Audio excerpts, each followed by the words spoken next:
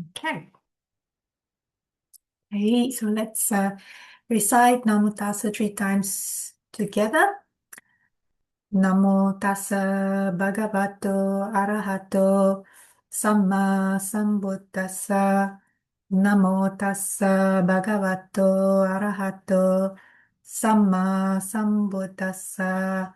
Namo Tassa Bhagavato Arahato Samma Sambuddhassa.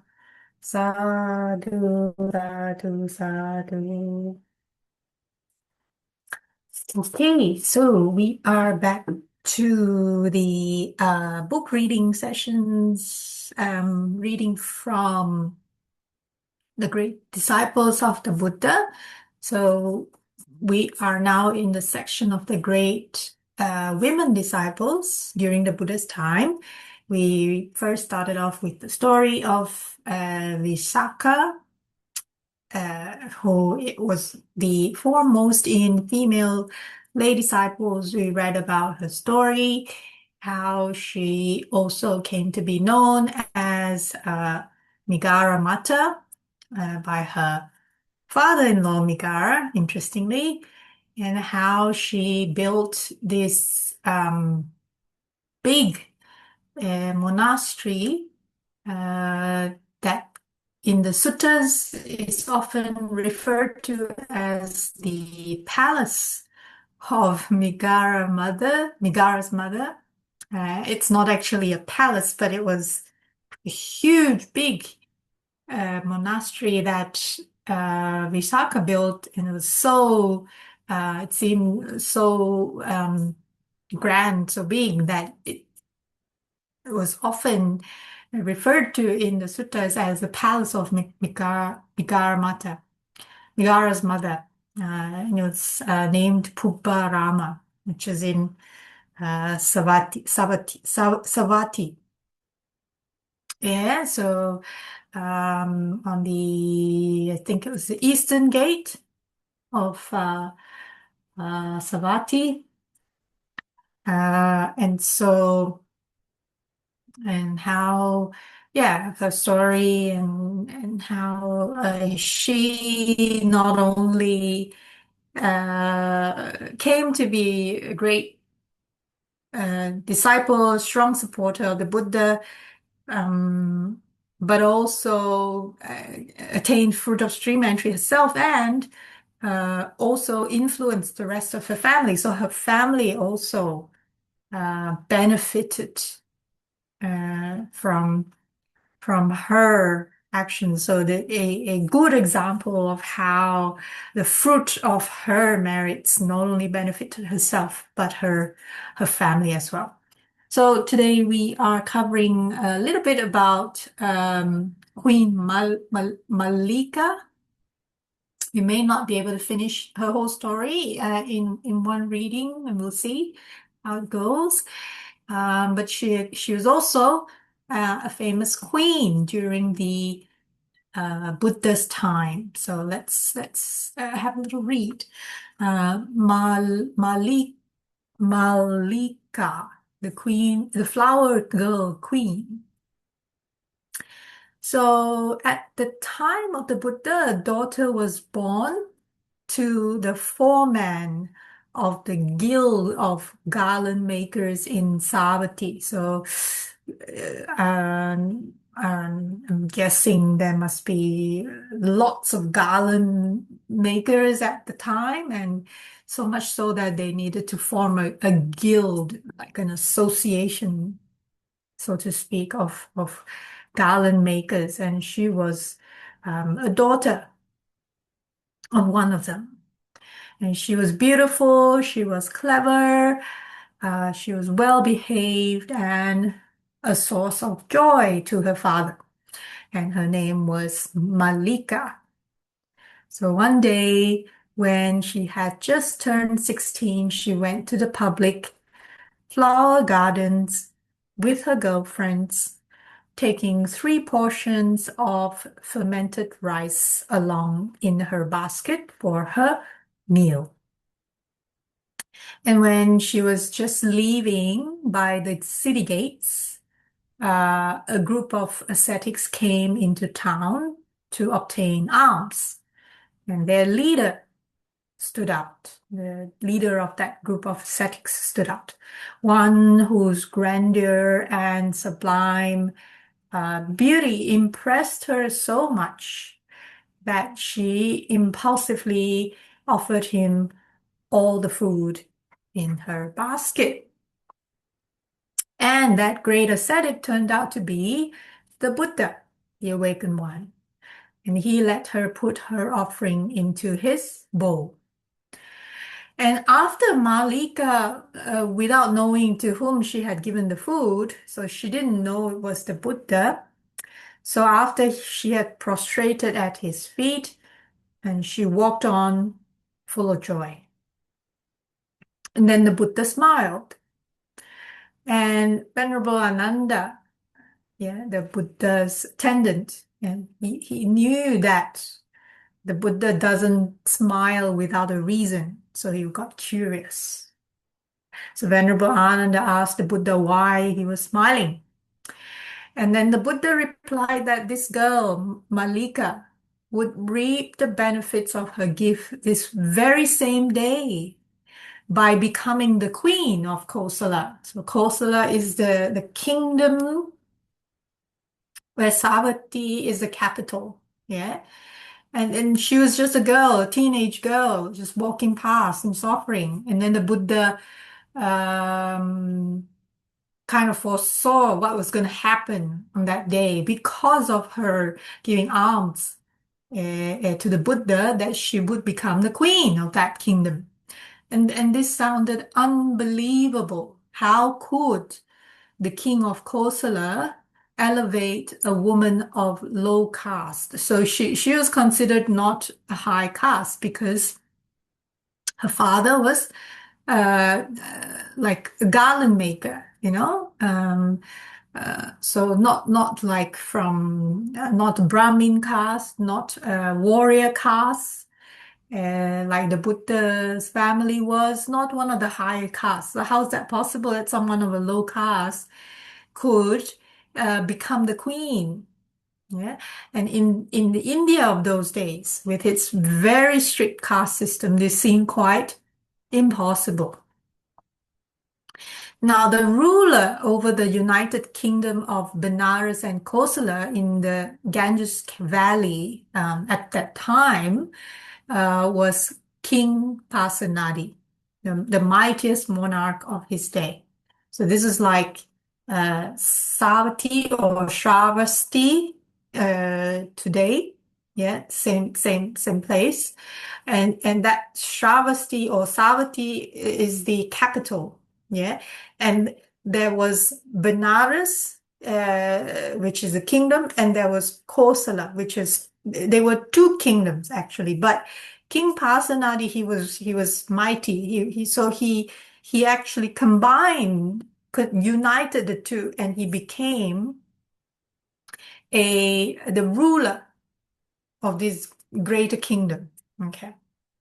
And at that time, he was at war with his neighbor, Ajatasattu, the parasite king of Magadha. Now, if those of us who remember the suttas when we read, and oftentimes sometimes that the suttas that were delivered in the earlier so-called career time frame of the Buddha after he gained enlightenment. Before, if you recall, before he gained enlightenment, he was passed by Magadha and came by visited King Bimbisara. By then he was a bodhisattva, Buddha to be, and then he already had a lot of wisdom. And King Bimbisara invited the bodhisattva then to stay on in Magadha and become the king's advisor. And the Buddha refused. The Buddha said, no, I am going to travel further in my quest to gain full enlightenment. Yeah, and then the king said, well, okay then, but you have to promise me that once you gain full enlightenment, you must come back to the kingdom of Magadha, and you must teach us. You must teach me. So that was King Bimbisara's request to the Buddha. And the Buddha eventually did, after he gained full enlightenment at, in the Bodh Gaya, near the, in Bodh Gaya. And then after that, he traveled to uh, Varanasi, Deer Park, and delivered the sutta. Dhammacakkappavattana Sutta and all that. Then eventually after that, the Buddha did travel further to Magadha, Rajagaha. Rajagaha was the capital of Magadha, or present-day Rajgir. And, settled for a while in what's called a bamboo grove or Veluvana, or Bamboo Grove Monastery. A monastery is set up there. Until present day, the park is still there. And uh, in quite a number of the suttas, it's mentioned, at one time, thus have I heard at one time the Blessed One was residing in the bamboo grove. And that's where it was. So that was King Bimbisara's time, and King Bimbisara again was a strong supporter of the Buddha, but he had a son called Ajatasattu. Okay, and when Ajatasattu was younger as a prince, he somehow got influenced by the Buddha's cousin Devadatta. Yeah, who, always had this bad intentions towards the Buddha, also was naturally had some negative uh, tendencies, yeah. And eventually, Devadatta had his own story and managed to injure the Buddha and all that stuff. But Devadatta also managed to influence Prince Ajatasattu to overthrow his own father, King Bimbisara. Uh, and eventually King Ajatasattu repented, after a period of time, but it was not before he threw his own father into the prison. And there's a story how, because near Rajgir also there's the what's called Vulture's Peak, which is like a kind of a little hill, little mountain. And, the Buddha and his main disciples, they resided in small caves along the way there. And there's a story of how King Bimbisara in his prison cell, through the prison cell window, he would rejoice in the morning seeing the Buddha and his retinue of monks, walk down early in the morning from their caves in, Vulture's Peak, come down for alms round. And that sight alone, even though King Bimbisara was kind of, in a way, kind of dying in his prison cell, that sight alone of the Buddha gave King Bimbisara a lot of joy. Yeah. Eventually, King Bimbisara died, and then Prince Ajatasattu uh, became became king of Magadha. That's the story, more or less. Okay, compressed story. Okay. And so at this time, in the story of Mallikā, King Pasenadi of Kosala was at war with King Ajatasattu, parasite king of Magadha. And the latter, King Ajatasattu, had won a battle, and King Pasenadi had been forced to retreat. And as King Pasenadi was returning to his capital, which is Savatthi, on his horse, just before he entered the city, he heard a girl sing in the flower gardens, and it was Mallikā. who was singing melodiously because of her joy in meeting the illustrious sage, in meeting the Buddha. So Malika just gave alms to the Buddha, and she was feeling very happy, and she was just singing joyfully. And the king, who just retreated from war, came back and overheard. Yeah. And the king was enchanted by the song and rode into the gardens. Now, Malika did not run away from the strange warrior, which is the king, but came nearer, took the horse by its reins, and looked straight into the king's eyes. And he asked her whether she was already married, and she replied in the negative. And thereupon he dismounted, lay down with his head in her lap, and let her console him about his ill luck in battle because he lost the war. And after he had recovered, he let her mount his horse behind him and took her back to the house of her parents. And in the evening, he sent an entourage with much pomp to fetch her and made her his principal wife and queen. It really sounds a little bit like fairy tale, the type of fairy tale that we read in storybooks, fiction, and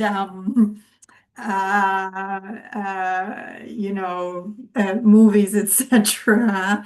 How true all of this? I don't know. Didn't, I didn't, I don't know if I lived in this era. Well, definitely not this lifetime. So I wouldn't know. But according to the historians, this is what happened. Okay. And from then on, she was dearly beloved to the king. She was given many loyal servants, and in her beauty, she resembled a goddess. And it became known throughout the whole kingdom that because of her simple gift, she had been elevated to the highest position in the state, and this induced her subjects, which is the people, to be kind and generous towards their fellow men. So it apparently came to be known that, because she gave alms to the Buddha, immediately this nobody became the queen of the kingdom. And so wherever she went, people would joyously proclaim, that is Queen Malika who gave alms to the Buddha.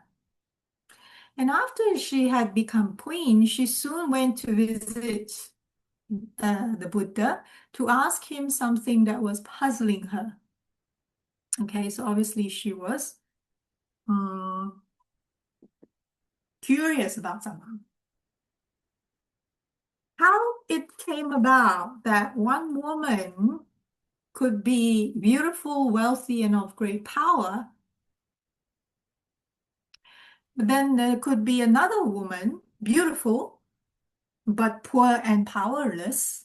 Okay, so that's a valid question even till today. Yeah, some women are born beautiful, wealthy, and powerful. It means they have great influence towards others. And some women could be born beautiful, but they would be poor and not influential. And yet another woman could be ugly or not so beautiful, yet rich and very powerful, very influential. And finally, another woman could be ugly, poor, and powerless. So basically, Queen Malika is asking to the Buddha, these are four categories of women in general.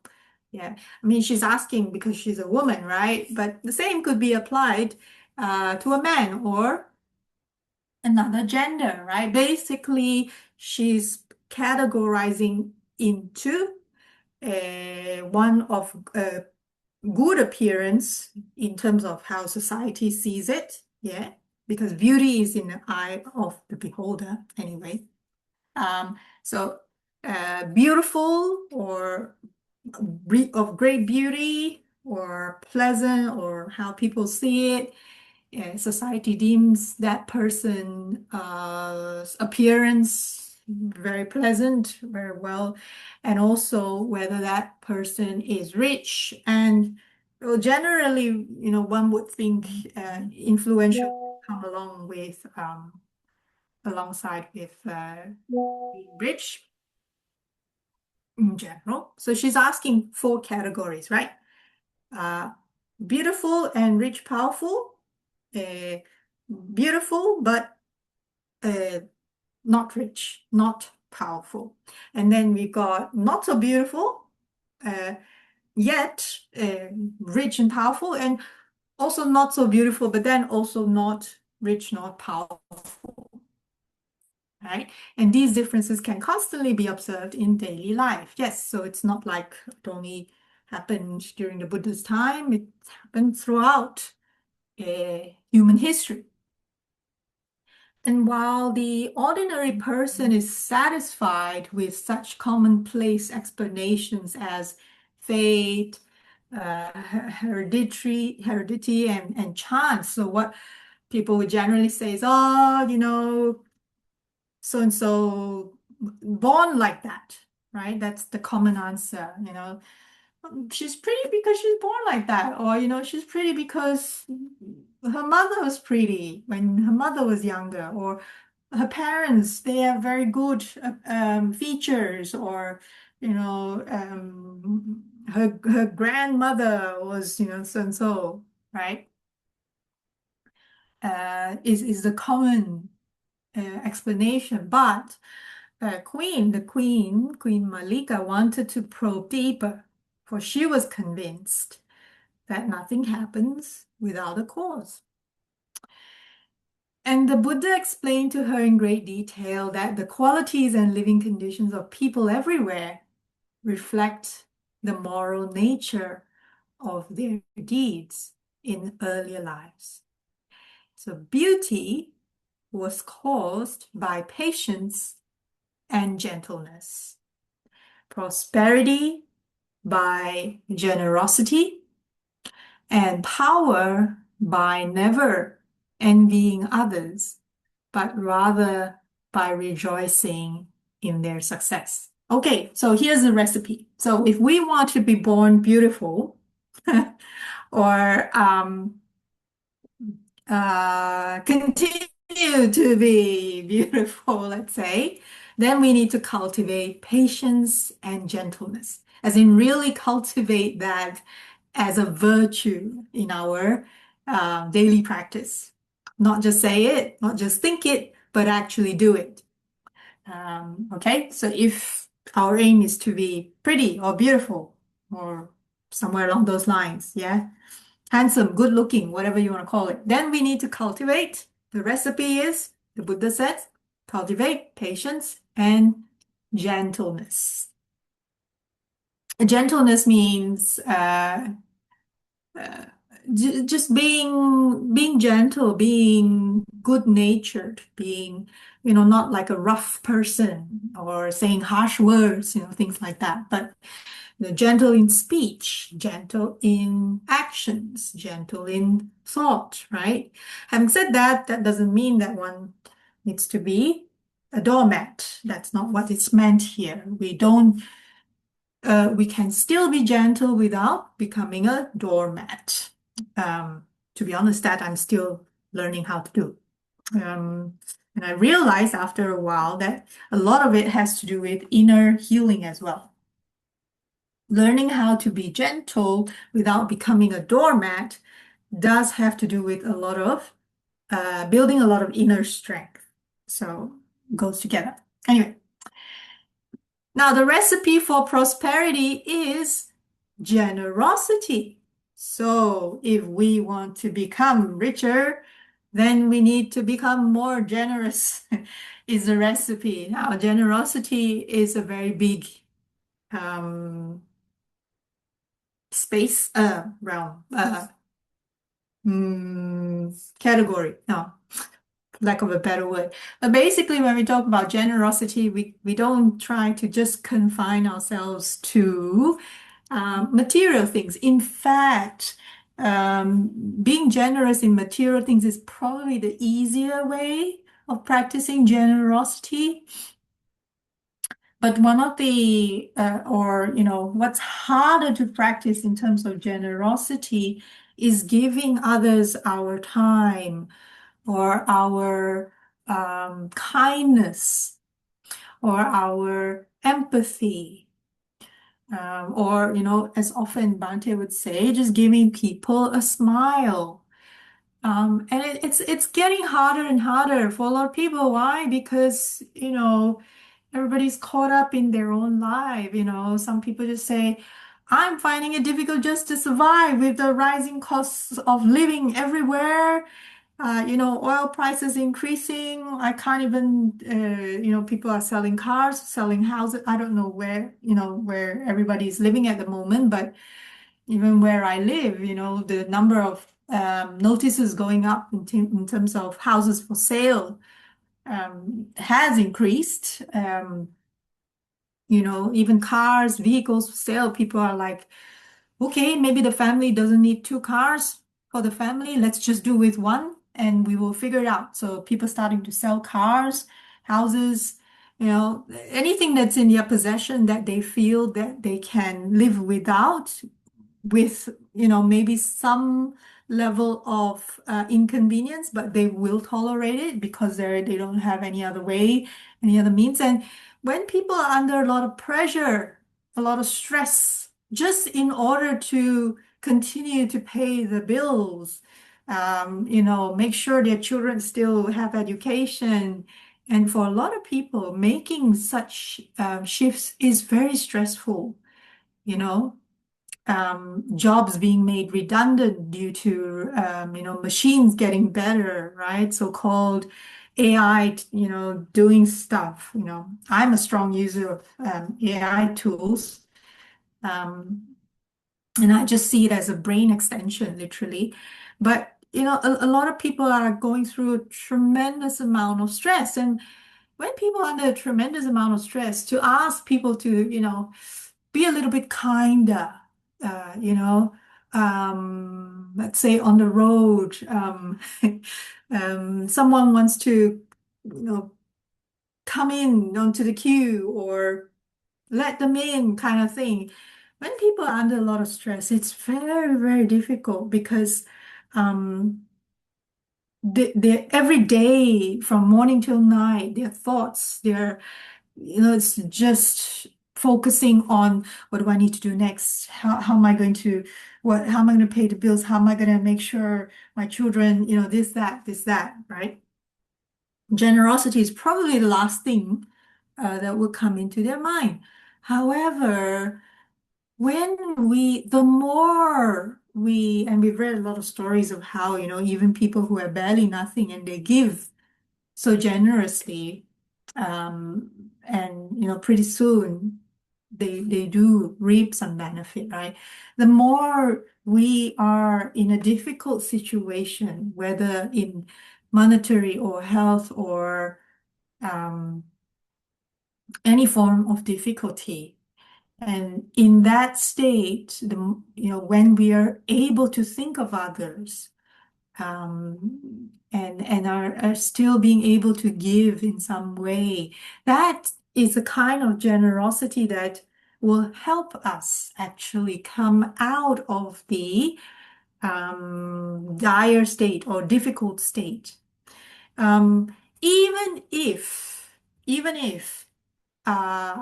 the situation in our life doesn't change so much quite so immediately, yeah, because let's say, we don't have the Buddha present with us now that we can go and give alms and stuff like that. How Malika had that opportunity, even if that doesn't arise, when we are giving our time or our energy, even if it's not a material thing, to someone else, especially when we are going through a difficult time in our lives, that act of giving, that act of having empathy towards someone else who we feel needs at that moment needs something is a little bit more in need than us, that takes away that, for that moment at least, it takes away that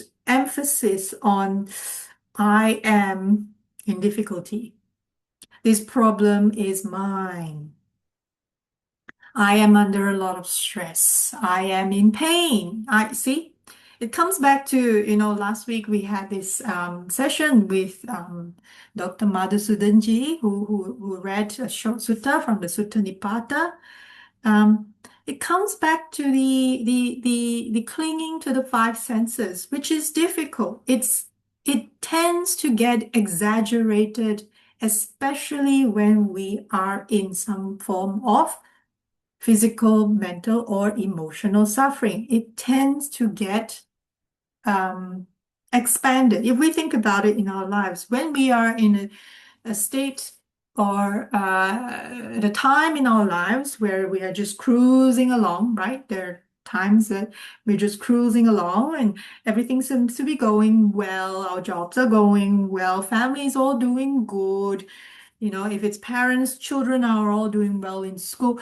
Those times during our lives, we wouldn't, you know, be under a lot of stress so much, right? We would be more happier, so to speak. But then there are also times where we are under a lot of stress, either due to some physical or mental or emotional difficulty. And when we think about those times, thinking back, I'm just kind of inviting people to think back and recall back, whether it's a very recent time or sometime in the past, when we are going through those difficulties, is it easy for us to think of other people other than ourselves at that time?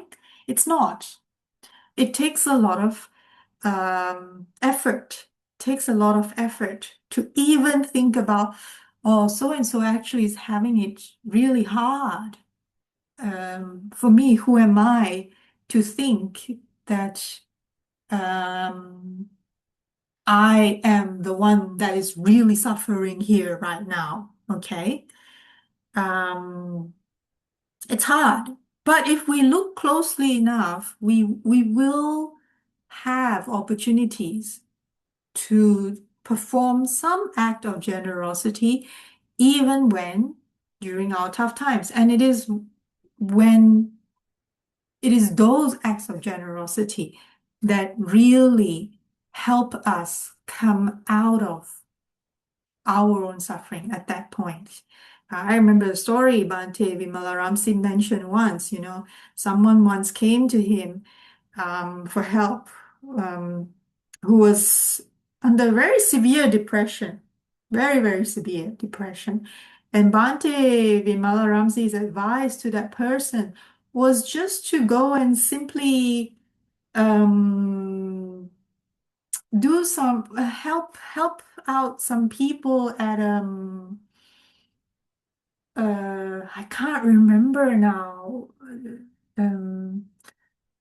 some place for, was it disabled or what? I can't remember which particular talk, but he said something like he's kind of advised that man to go and just go and maybe help with their laundry a little bit, or to see if they need something to clean, like very simple stuff. And that person did follow the advice, and it did help that person to come out of their severe depression, really, because by doing something, the act of by just doing something for somebody else, that takes away the focus of the mind um, on just focusing on the this is me, this is mine, this is myself uh, cycle. Okay. So generosity has that benefit, okay? Not just in bringing wealth, but also in helping us to come out of difficult times, okay? And the power by never envying others, but by rejoicing in their success. So how do we want to be influential or powerful? Well, the recipe is not to be envious of others, because we mentioned before, and it's even talked about by strategic coaches for entrepreneurs nowadays. Envy is like drinking poison and waiting for the other person to die before you die. So basically, having envy is a very slow, difficult dying process. So it's our choice whether to be envious of others in their success, um, or rejoice in their success. And this is easier said than done because this past week and a half, um, I myself became a victim of this. I admit it's difficult. I wouldn't say I was envious, not to that level. I wouldn't say I was envious, but rather I was like a little bit, what's the word? I was a little bit disappointed, and not so much by the other person, but by myself. And this is also a sign of something that I'm working through. I'm healing through, so to speak, um, where it's more thought of instead of rejoicing in the other person's success, it's a thought of I'm just sharing it because hopefully other people can relate as well. It's not to the level of envy, but it's more like disappointment. There could be a slight, not a whole lot, but first a slight amount of jealousy in the sense that, hmm, I think I'm a better person, or I've done a whole lot more than so and so. Um, and I think I deserve better. But how come I didn't get it, but the other person? Anyway, and this is all the thoughts come very quickly, they're not like they come super quick. And if we're not attentive enough, not mindful enough, we would miss the opportunity to see it arise and pass away. And because seeing it arise and pass away itself is a good lesson, right? It shows where our hindrances still exist and where we need to work on further, right? But yeah, why I share this is because here we talk about not envying others. And a lot of times we all can say, well, I'm not an envious person. I don't envy others. I'm rather contented. But sometimes in order to help in our practice, uncover these tiny little things that are still lying dormant most of the time, let's say, until there's a condition that triggers it to arise, and it arises. And it's useful. Like Bhante Vimalaramsi, when Basisha Kema used to say, yeah, hindrances are our friends. They point to us. They are our teachers. They point to us where we need to still work on. Okay. And so we just need to be more attentive and continue with our practice. Okay. So yes. So if we want to be beautiful or pretty or good looking, we can save a little bit of money on all the other products out there. That, apparently the beauty industry is like billions of dollars. So we can save a little bit of money, especially in these kind of trying times, by just practicing a little bit more patience, a little bit more gentleness, with ourselves, with other people. We want to be more wealthy, then practice more generosity, not just in material. That's the easy thing to do, but also in our time, in our attention, in our empathy, in our joy, giving other people joy, giving other people more smiles, things like that. We want to be influential. We want other people to listen to us, so to speak. Right? Then we need to learn how to rejoice more in other people's successes. So these are the recipes, take it or leave it. But whichever of these three virtues a person has cultivated would show up as their destiny. Destiny here means as how their life unfolds, yeah? Usually in some mixture of three. Only rarely would a person be favorably endowed with all three attributes. Yes, how many people do we know in our circle or in our society, or people that we know in our small group, let's say, who are all three? Beautiful or good looking, wealthy, and powerful, influential in the sense that people will listen to what they say. How many have all three that we know of? Yeah. So after Malika had listened to this discourse, she resolved in her heart to always be gentle towards her subjects and never to scold them, to give alms to all monks, Brahmins, and the poor, and never to envy anyone who was happy, to rejoice in other people's happiness. And at the end of the Buddha's talk, she took refuge in the Triple Gem and remained a faithful disciple for the rest of her life. And Malika showed her great generosity not only by giving regular alms, but also by building a large ebony-lined hall for the Sangha. Ebony is a certain color, close to being white. It's like the color of the elephant's tusk.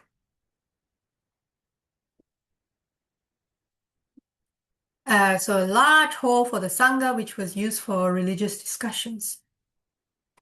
She exhibited her gentleness by serving her husband with the 5 qualities of a perfect wife. What are the 5 qualities?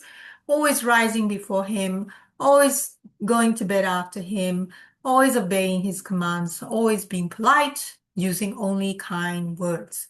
So, even if we don't think we can do all that 5 towards our partners, let's say, then at least observe the 5 precepts. Yeah. In this case, like for example, the 4th precept, kind words, 4th precept, it's about not doing any harsh speech, gentle speech, yes? So, or just observing the 5 precepts will help. And even the monks praise her gentleness in their discussions about virtue. And soon she was to prove that she was also free of jealousy. So she managed to be rid of that herself. And the king had decided to marry another wife, which is common. Kings tend to do that, and brought a cousin of the Buddha home as his second chief queen. Okay, cousin of the Buddha. And although it is said that it is in the nature of a woman to not allow a rival into her home, Malika related to the other wife without the slightest malice, so no ill intentions, which is not common. But she had no ill intentions, even though the other new wife of King Pasenadi was cousin to the Buddha. Yeah. And both women lived in peace and harmony at the court. And even when the second wife gave birth to a son, the crown prince, and Malika only had a daughter, she was not envious. And this is not common. We've seen countless and countless of stories in history, yeah, and it's relived both in media nowadays, whether it's fiction or non-fiction, right? When you have queen consort, whatever, and the younger one has a son, older one has a daughter, and because it's common back in the days that only the sons can become crown princes, then the one with the daughter starts having ill intentions and things like that, and it can become very bitter. But in her case, she was not. She was not, even though she only had a daughter. And when the king voiced disappointment about the birth of that daughter, the Buddha said to him that if a woman was clever, virtuous, well-behaved, and faithful, she was superior to a man. Then she might become the wife of a great king and give birth to a mighty ruler. And when the daughter, Princess Vajira, grew up, she in fact became Queen of Magadha. Because at some point after King Ajatasattu repented and became a follower of the Buddha as well, then both kingdoms, Kosala and Magadha, became uh, good relationships. Yeah. So eventually, Queen Malika's daughter became the queen of Magadha. So after Malika had become a faithful lay devotee of the Buddha, she also won her husband over to the Dhamma. So that means before King Pasenadi married or made Queen Malika uh, his queen, he probably wasn't yet a follower of the Buddha. Maybe at that time, the Buddha had only just um, traveled to that part of, his kingdom, right?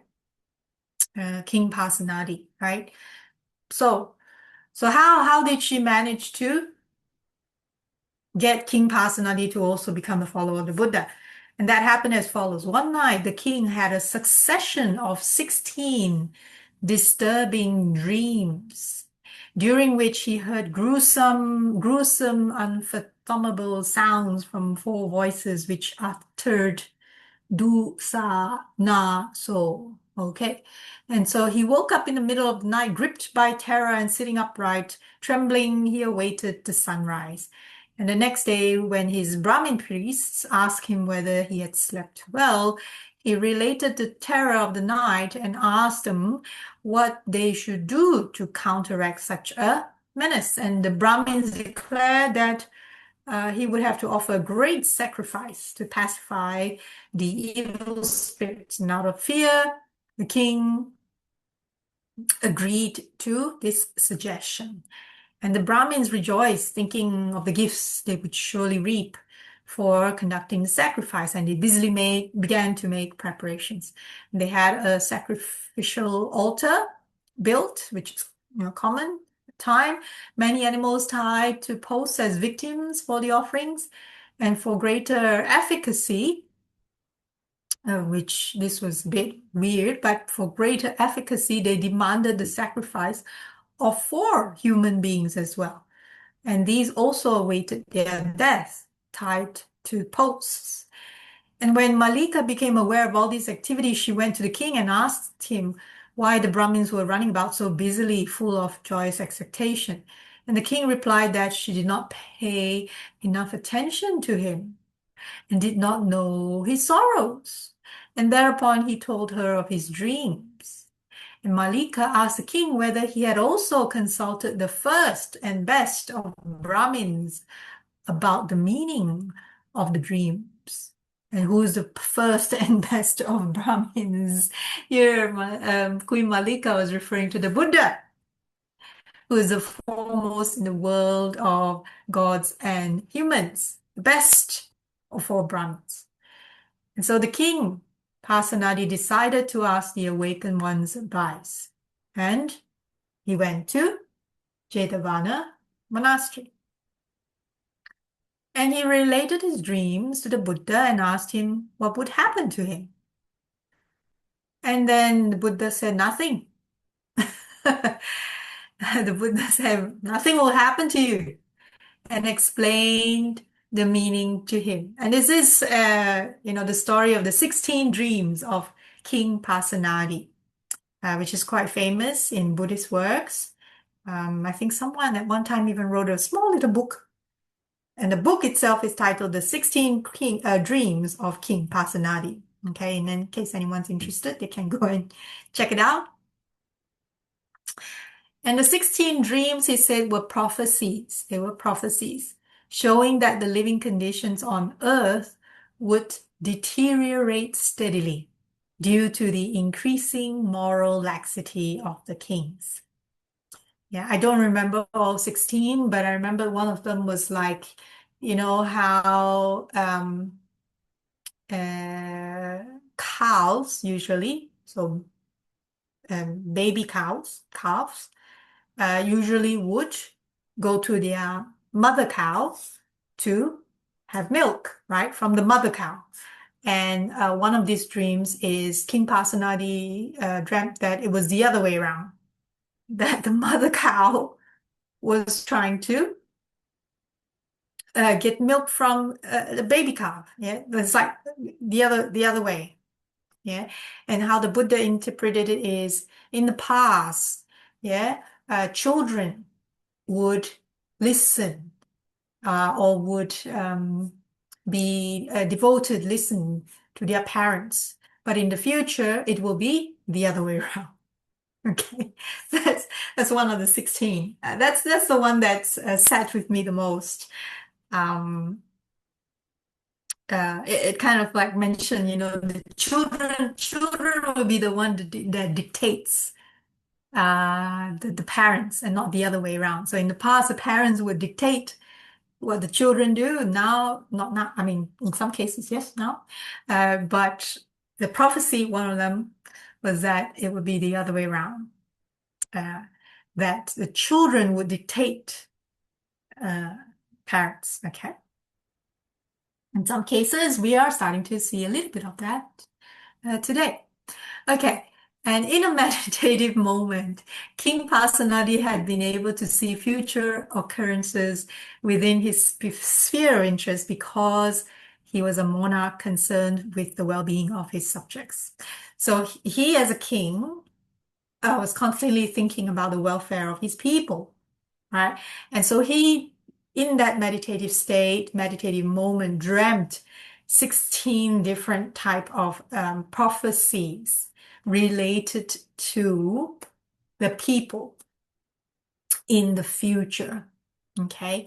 And then the Buddha explained that these prophecies were because human beings' conditions would deteriorate steadily over time because kings of the future, the moral, their virtues would start to lax, and we see that today. Yeah, we may not have so many kings, but we have leaders of countries. Yeah, we're starting to see that as well. Okay, let's keep going. Okay. But if anyone's interested, yes, there is a little booklet, somebody wrote it, called The 16 Dreams of King Pasenadi. All right. So the four voices which he had heard belonged to four men who had lived in Savatthi and had been seducers of married women. And because of that, they were reborn in hell, and for 30,000 years, they drowned in red-hot cauldrons, coming nearer and nearer to the fire, which intensified their unbearable suffering. And during another 30,000 years, they slowly rose up in those iron cauldrons and had now come to the rim, where they could once again at least breathe the air of the human realm. And each one wanted to speak a verse, but because of the gravity of the deed, they could not even get past the first syllable. Not even in sighs could they voice their suffering because they had long lost the gift of speech. Okay, so whether this is really from, I don't know, okay? I'm just reading, all right? So the four voices which start in Pali with do, sa, na, so were recognized by the Buddha as follows. Dung-like life we lived, no willingness to give. Although we could have given much, we did not make our refuge thus. Say the end is near, already 60,000 years have gone. Without respite, the torture is in this realm of hell. Not means no, nothing, zero. No end near. Oh, would it end? No end in sight for us. Who once did misdeeds here? For me? For you? For both of us. So, Could I only leave this place and raise myself to the human realm, I would be kind and moral too, and do good deeds abundantly. And the king, who had become a devoted lay disciple of the Buddha, visited him one day again, and met a wise and well-learned layman. And the king asked him whether he could give some daily Dhamma teaching to his two queens and the other ladies of the palace. And the layman replied that the teaching came from the enlightened one, and only one of his ordained disciples could pass it on to the women. And the king understood this and requested the Buddha to give permission to one of his monks to teach. And the Buddha appointed the Venerable Ananda for this task. And Queen Mallikā learned easily in spite of her uneducated background, because she was lower caste. But Queen Vasabhakatiya, who was a cousin of the Buddha and mother of the crown prince, was unconcentrated and learned with difficulty. Okay, so just realizing in terms of the time and the clock, I figured we can pause here. And in the next reading, and possibly next week, we can continue, because Queen Mallikā's story, just like with Visakha's story, is a little bit longer than some of the other stories. So I thought we just split it up. Okay, so I'll just pause here in case anyone who's dialed in has any thoughts or comments or questions that they'd like to share. Feel free. I'm just going to pause this here.